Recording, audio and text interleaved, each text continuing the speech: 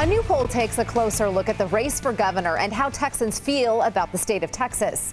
The Texas Lyceum poll released last Friday shows Democratic challenger Beto O'Rourke is closing the gap on Governor Greg Abbott. The poll has Abbott at 42% and O'Rourke is only 2 points back at 40%. 7% of Texas voters said someone else and 4% don't know. Now, when Texans were asked what they think are the most important issues facing the state today, 14% said border security.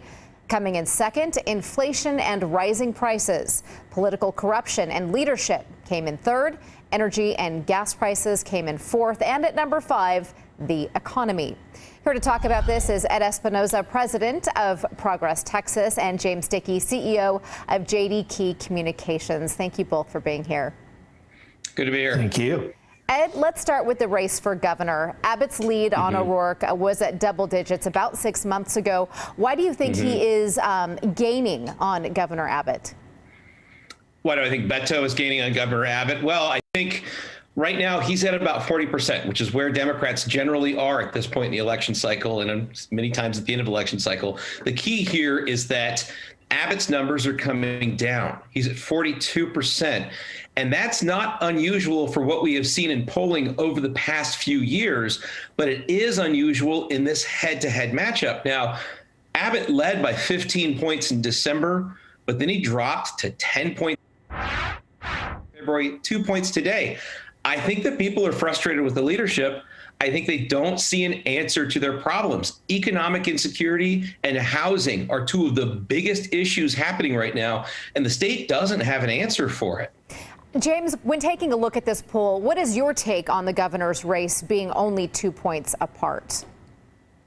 Well, I think it shows that the governor's campaign is going to have to make the case that the frustration that Texas voters feel is because of the headwinds we're all facing because of the horrible Democrat leadership at the national level. And that Beto is not, if you hate and if you are frustrated by how bad things are going at a national level, if you don't like what Biden's doing, you will really hate what Beto is doing. He needs to make that case, tie them together. And the things Texas voters are most worried about, the 6 top things Texas voters are worried about in Texas, every one of them is a thing on which Beto is horrible. So it's an easy case for the governor to make, but he's going to have to make it. Ed, in the Lyceum poll, Texans listed border security and the economy as some of their biggest concerns. How do you think that Democrats in the state will fare with the Democrat in the White House? How are they doing on those issues?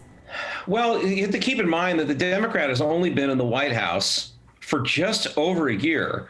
Abbott has been in office for close to a decade.